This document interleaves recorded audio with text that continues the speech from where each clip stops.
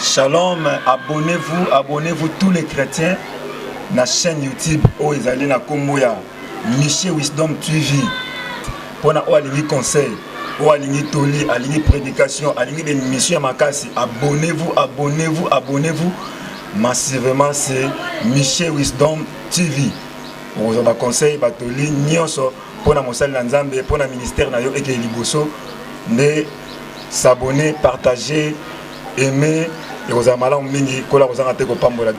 Bonjour, shalom, chers internautes et téléspectateurs partout où vous êtes. Au besoin de la émission l'église et la politique. Oui, pesame pande konabino, moi nanabino, Moïse Koulenduka, na sima caméra. Nous sommes avec le frère Fiston Okungu. Le lot tozolobela au Italie, l'église et la politique. Émission où ils ont partout dans le monde sur YouTube. Le lot de mon côté, nazana un grand homme de Dieu. Où beaucoup découvrir na émission Oyo pour partager na sujet la biso où ils allaient y a liboso au bozo Kolanda. Na beaucoup yo kaye à se présenter ce qui a zanani. Mais na dit que Adam Moussa Nzambe, il moko akoloba. So kaza docteur, so kaza pasteur, az évangéliste, so kaza diacre. Mais on a dit que Adam Moussa Nzambe. Ya ontozo yamba Moussa Nzambe. Bonjour papa. Bonjour papa Moïse Koulenduka. Okiko se présenter te ba kombo na yo nani, oza nani pour ça la rani. Merci beaucoup. Kombo nangai Gilbert Mutombo Tambwe. Mutombo Kadisha Mikoko. Nazali Mosali Nzambe na bengami na lotomo ya bolakisi. Ou encore les docteurs de la parole. Tout le monde a docteur baza ebele. Yo kimika na docteur lilo bandenge ni ba docteur tout le monde a lilo pandémie za. Tout le monde a docteur ba ko passo la bato. Mi chopo na nzoto ba misa malade. Pour moi ezali docteur ya li passoté mais ezali docteur lokola enseignant. Yangonde na précisaki docteur nakati na liloba ya Nzambe. Nazali responsable de la communauté des églises de Dieu en Jésus-Christ. C'est EDJC en sigle. Au siège social Nango Ezali sur l'avenue Kimbiadi, numéro 199B, quartier Batumona, Nakacha commune Yakimbanseke. Vraiment merci docteur Gilbert Kadisha. Tous partager les lots, tous mon ami pépé, ya malade, ya ma problème dengue et côté dans monde pandémie et zui batou Covid-19 pour na yo moment où l'église a au Kangama, mamounio se a bloqué monde entier, même sur le plan économique tout est paralysé. Aux monde a pina makambo dengue ni. Tant que Moussa Nzambe. Merci beaucoup papa Moïse. Les cambo etali pandémie oyo, ezali les cambo et koki ko kamwisa mingi bapakano. Mais les chrétiens bakoki kokamwate parce que bazana liloba yankolo oya lobaka qu'il y aura des temps difficiles. Même l'apôtre Paul a lobela ki yango. Donc pandémie oyo ezali moko o ezokotalisake liloba na Nzambe ezali infaillible.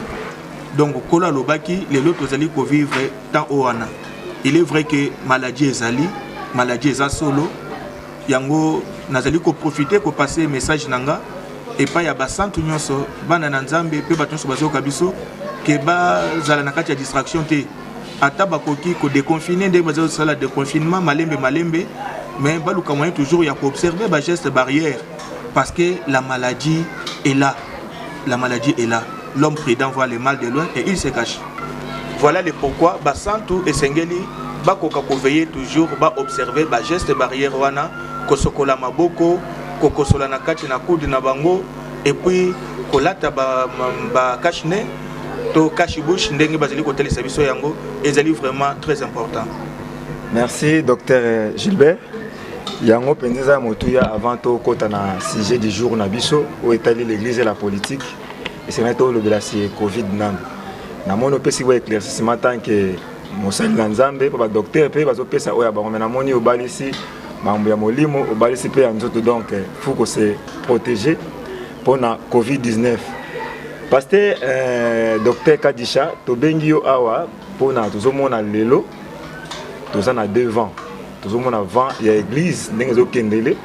Tout le monde a vent à politique économique au dominer vent à l'église. Ce qu'on a dit qu'on dominer par rapport à quoi? Par rapport au monde, bah homme de Dieu, autre chose qui d'espoir et pas na bango. Que le oyo, bah couper ça, qu'on tombe dans le tomo.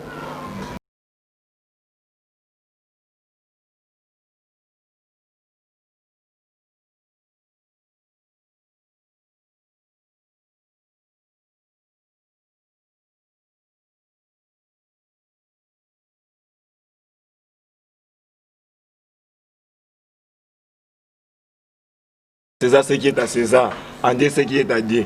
Sur la place où on a politique, na église. Pour na yo zo mona ba leader ou ba se pencher mingi na politique ba tiki le tomo. Okolo ba pena ni place wana. En tout cas, merci beaucoup pour notre question.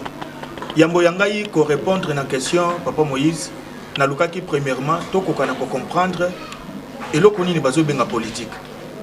Parce que ce qui te comprendre et loko oyo to bengi politique et koluka moyen ko kana ko aider biso. Comment to koki ko talisa politique et puis église. Politique balobi la politique c'est tout ce qui a rapport aux affaires publiques, au gouvernement d'un État et aux relations mutuelles des divers États.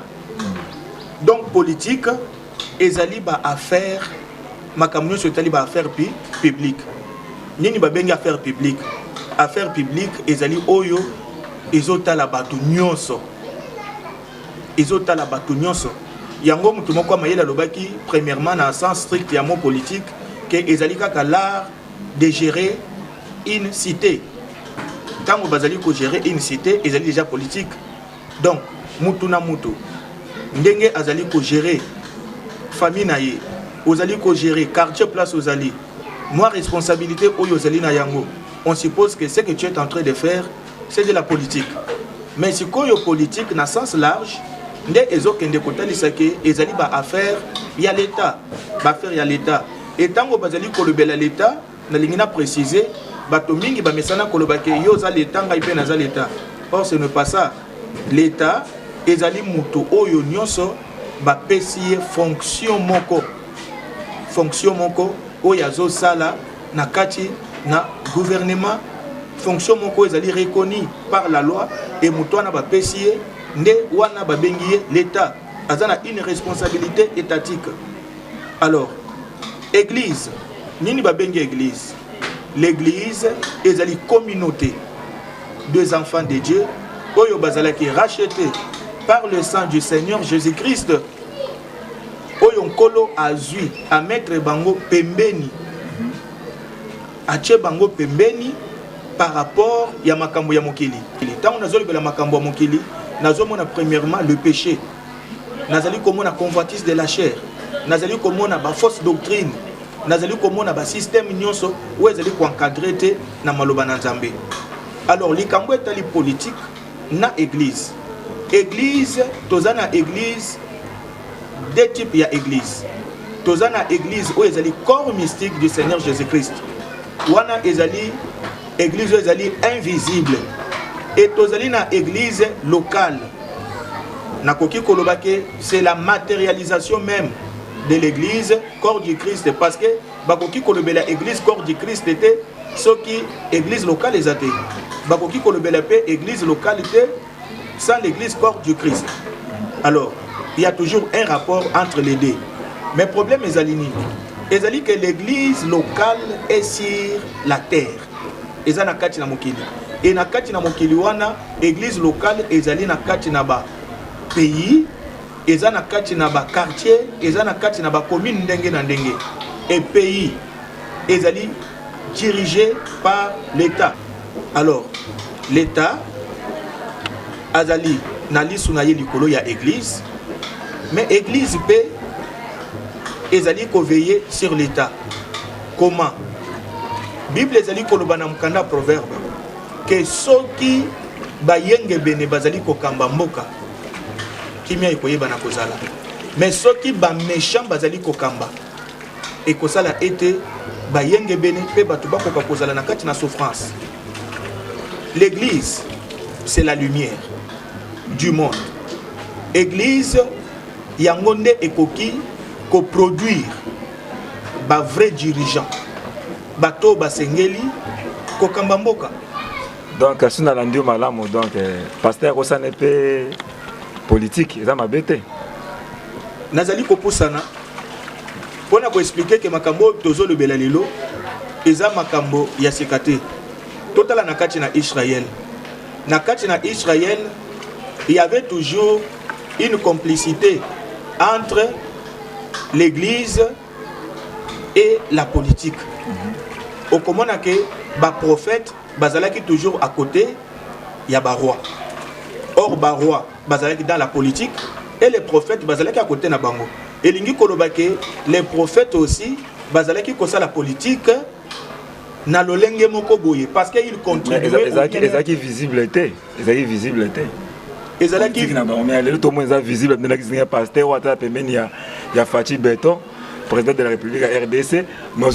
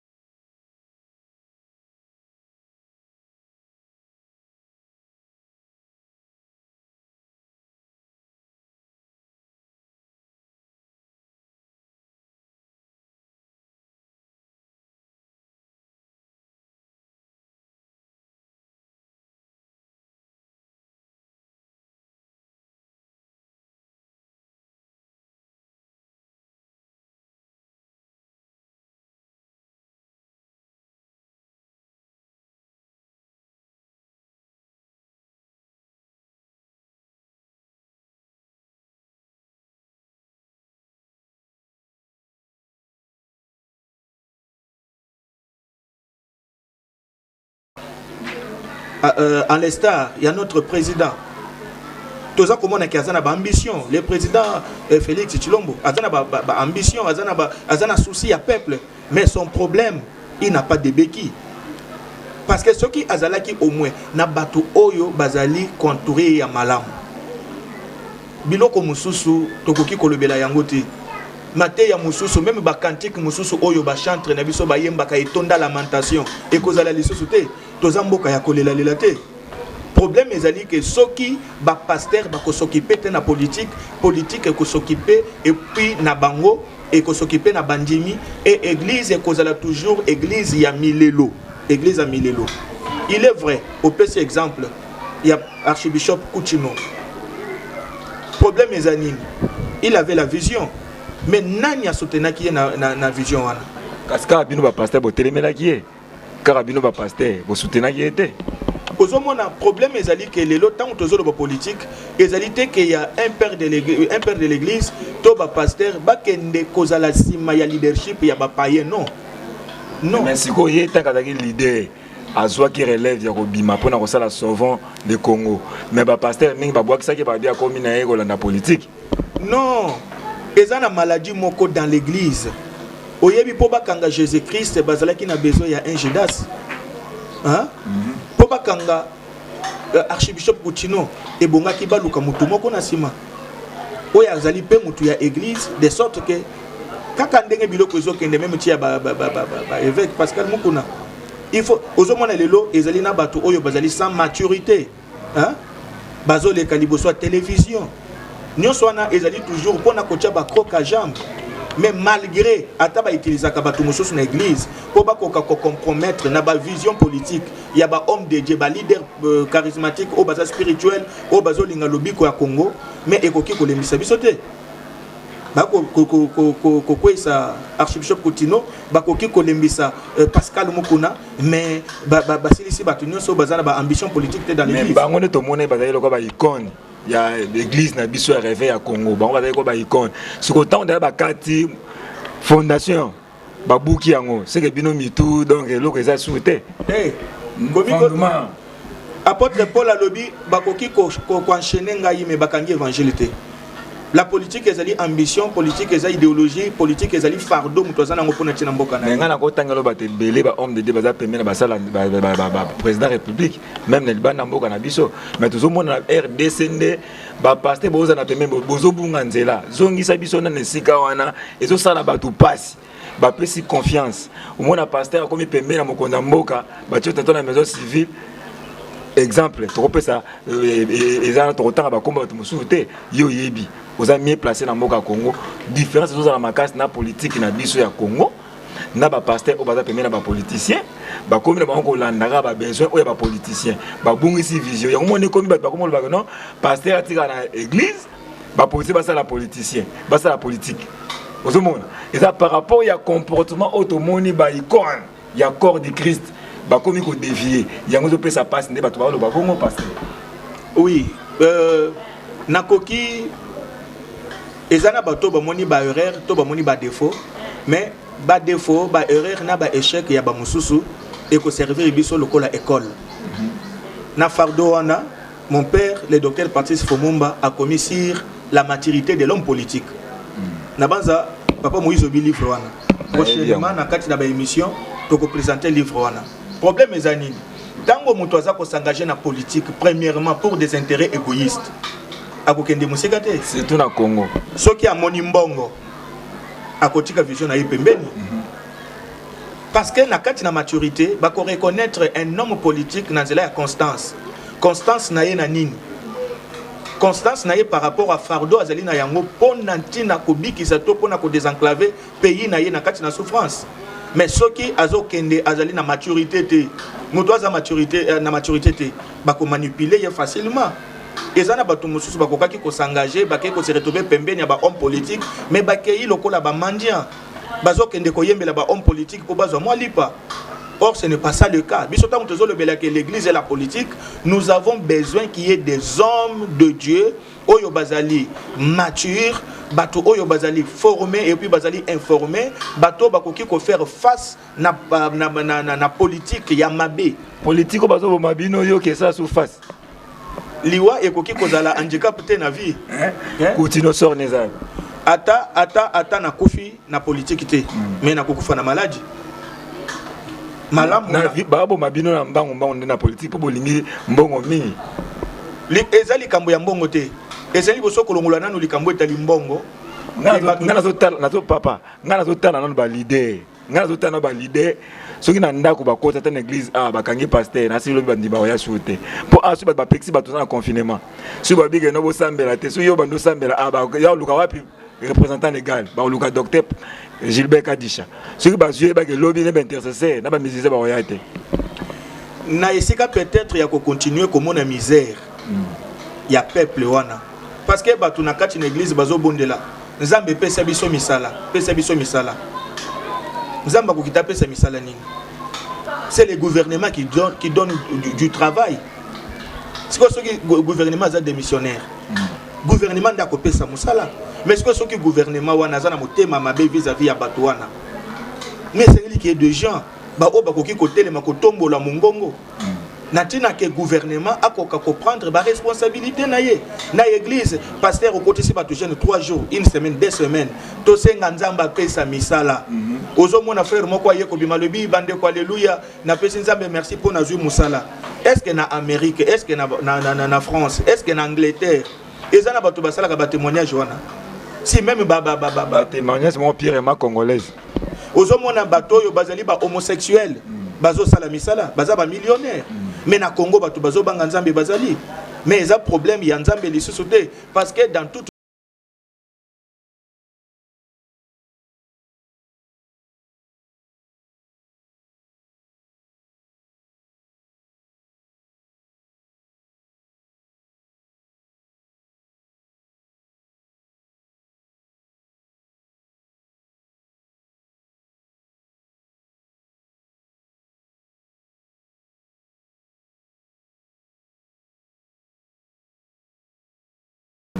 et là qu'il y a Paco, bafuta Paco ya César. Ozomona net na zane église awo. Soki ministère a déco baye ko senga bambongo na bango pona tina recensement. Na kopesa ba contribution bazo senga na ministère de la justice pona tina église. Na kopesa yangone ya César na pesi na César. Nzambe azana bosenga ya lobiko ya batu, bomo ya batu. Batu wana po bakoka kobika malamu ezosenga pe na mokili bakoka kozala bien. Papa kulenduka nayebisa yo ke motema mabe ekokangela batu ebele lola. Lelo solo. Oui, lelo tozali na phénomène kuluna. Nini ezome mabana na kati na kuluna. Est-ce que bana wana babotami kaka bazala bakuluna? Et ba maman na papa ba sambela na église. Ba sambela kana ba église. Oko comprendre premièrement que les kambo kuluna ezali vengeance. Ya mabota. Ba papa ya bana wana bazana misalate. Mwana ya 9 ans akomi ko kende komi lukela ye moko nanzela ba cirage, nanzela ya ba vernis, koteka mai. Ko kende koteka mai. Ezo ya kosala sikoyo ke vie ya ba famille musu ko kanina vie ya mabota na bangote. Différence wana so pesa kanda. Différence wana pesa kanda. Mais bazo maman bazo na église ba hotel ba wana ndako. Alors ba maman ta ba une église ata ba ke ko pesa tolib. Eza na principe moko lobi que le ventre enfamé n'a pas d'oreille. Donc maté ezoko tate. Et koko tate. Bana wana sikoyo ba ko luka sikoyo ba banda ko sala vengeance. Pona ko seli sa phénomène ne tukulu na boyi. Ce qui l'état pesi ba parents misala. Et que bana wana ba komi ko vivre lokola bato nyonso. Mais n'importe ba kuluna bazar. Misala pesa na. Mais eza lokola oyote. Eza lokola oyote. Awe ezali makambo ya soni. Donc pour nangai lokola tozo kende ko citer déjà bazo signaler biso que temps izo kende ko pusana nazali pour que église esengeli ekoka kozala na miso likolo ya je m'excuse ya politique église esengeli et produire bato oyo basengeli bakoka kosala politique pour na bien-être ya population. Tozongeli okaka to pe tozongeli okaka ya tozolo baboye na o tozolo ba ser l'église et la politique ne to mona kulune kome tozomona ba pasteur bazoko kasuma kambute elikia ya bato elongwa na makambo politique et comme pas pasteur pour dire que kuna na une solution pour ba confiner biso bato te ba confiner de misala pour confinement biso en vrai tout temps na biso par rapport à pays mususu mais misala déjà bloqué pasteur église au kangama ba entreprise a bloqué moi bato ba ça les até mais siko to komi ko mona bato ko ba pesa que l'équipe ba pasteur bazo mona ko ke esuki mitema bango esuki ba comme ozonga na so politicien on ni mutu nyoso so ga ta classe atata kina noka politicien o mutu bo député o donc bah moi de politique il est ça moyen de vivre ya bien par rapport à tout le monde qui va d'ailleurs au fond oui que l'église est formation est d'ailleurs au formateur aux autres makangote na zolinga vraiment bato bazolanda biso ba comprendre que mobile o yezo tinda bato na kati na politique eza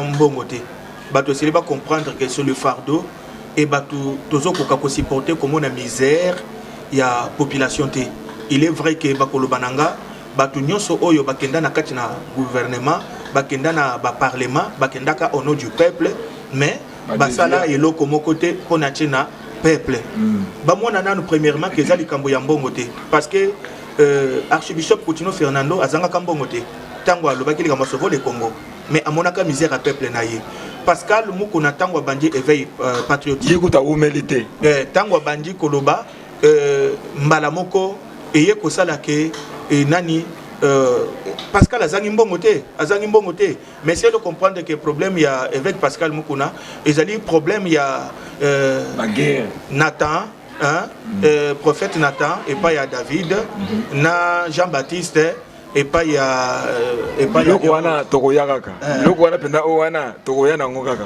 pesa biso mo éclaircissement pour to citer donc pour to kozongelo kaka donc wana na lobby na tina ke mikolo ba comprendre que ils avaient problème il y a Jean-Baptiste na Hérode et puis ils avaient problème il y a Nathan na David mais nzela na ye o yazolandela au moni problème ba ye ko e o ye ko bima wana tozali ko soutenir justice en mboka na biso mais problème ezali que est-ce que ezali vrai problème entre parenthèses mais esengeli bato bazolanda biso ba comprendre que bato bazokende na politique po na nzala te mais bato bazokende na politique bazokende po na fardeau et puis po na souci et surtout ceux qui basali na Nzambe omoni pasteur ndenge ndeko na ngai Levi Mbuta apostolaki na tina ke botaki pe poité comment toko chaye poité soko botaki po fa di mambala moko boze l'église belenga na idi a changu koto mais botaki poité ndeko na ngai bor moko babimisaki na kati na seni sei sei ndeto boma sei mais bino ko bolekina sei na yebiso ke ndeko na ngai azalaki na ba voix ebele même ndeko na ngai Elieli Tongwa azalaki na ba voix ebele na pesi bango mbote place bazali mais problème toyoki kaka mbala moko nanga bimiselo komoko komona ngo sei totikala koyoka ngo pa malumalu te mbala moko ekati bato oyo bazali intègre bato oyo bakoki komema un changement alors eko décourager bisoté pona problème ya Congo mais kasi nanga bino ka botinda yete oyebi ba makambo ezo salama awa normalement un pasteur tango azo sala politique na ye na domaine nyonso azo sala atele mondoki na pembeni na lobani esengeli a éviter plus biloko etali nini ba sentiment parce que tout bezali sentiment te mondoki na pembeni te omoni soki déjà ondimi neti lelo awa ba élection ezo salama bazoluka kocha président Seni c'est bon mais na place wana c'est la vie ou la mort tango zondima yango et ozoyeba te ke oza na bolamu à venir il y a tout un peuple et puis ozali na échec il y a tout un peuple ceux qui ont dit bolamu il y a peuple s'il s'agit de mourir sacrifie-toi.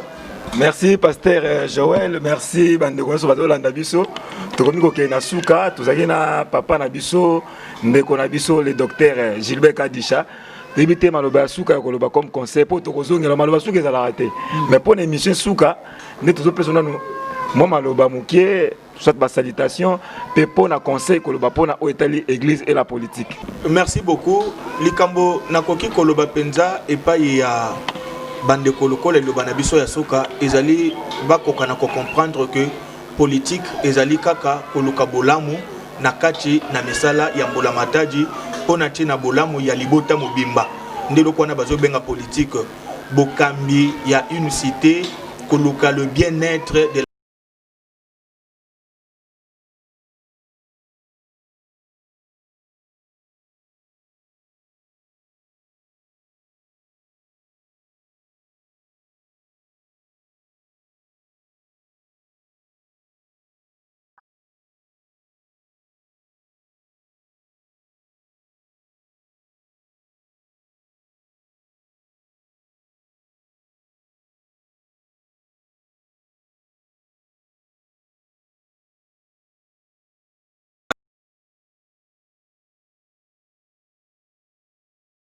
spirituel et kokana kokamba parce que bato esengeli bakokana kobika esengeli bakoka kozala na politique malamu boye mitema na bango ebongisami na tina kelobi bakoka ko hériter la vie éternelle.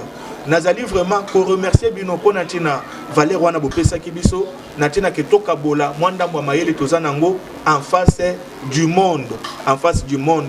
Alors na pesimbote na bayinyoso ya libota nangai mwasi nanga nene mabita na bana nangai nyoso na bosanité la grande famille de la CEDJC en particulier l'assemblée de Kimbiadi basantu nyoso na pesimbote na bosanité mon père spirituel le docteur Patrice Fumumba oyo nazali ko saluer bisika wapi ayebi na kozala azala papa na hote hein azala biso nyoso et papa zalaka papa ya bana te mazala papa ya mwana mon père tozowela papa bota bana belé wana azali mon père pena ko bosa na te ko remercier bino ndenge boye pa na biso Nzambe akwa ko pambola bino koleka atako na maîtriser na no bien te kombo ya chaîne en tout cas na pamboli cameraman na biso oyo apesi biso ba image ya kitoko sant fois ko bosa na pe yonde konangai Moïse Kulenduka pona tina sacrifice nyoso bosali na tina ke toka bola mayele église ba comprendre que lelo esengeli bakoka kozala na miso likolo politique pona koloka bolamu ya bayimboka.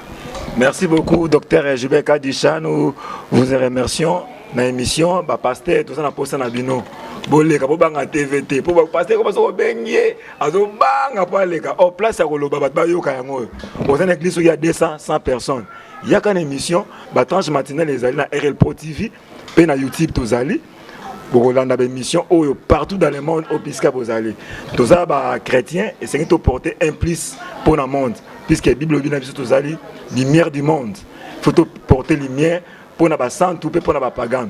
Donc biso aussi ton dimela Jésus-Christ comme Seigneur et Sauveur il faut to même lumière wana pour na ba pagan na mokili mobimba to pamboli ndeko na ngai fiston okungu na sima caméra pourquoi pas madame na ye maman Jocelyne na moi na biso bébé Enoch na lekini odoya na sima nzamba kozanga te ko pambola ba circonstances nyoso ya confinement tozo bunda elongo na nzambe ndenge pasteur John alobaka bunda ata misisa ata bambongeza bunda donc tozo bunda kaka pona ko bunda ko luka be élément ya ko présenter bino to komi penza na suka na pèse de kozanga jamais ko pesa mbote maliko za papa na biso nyonso si batanga comme le docteur Patrice Fumumba oza patriarche papa ya bana ebele na kozanga pete ko pesa maman Nancy madame mon épouse mbote na libota nga mobimba pourquoi pas à la famille José qui est en France pourquoi pas à José Makuntima pourquoi pas à Papi Poiti et Yannick Ngwama na libanda ya mboka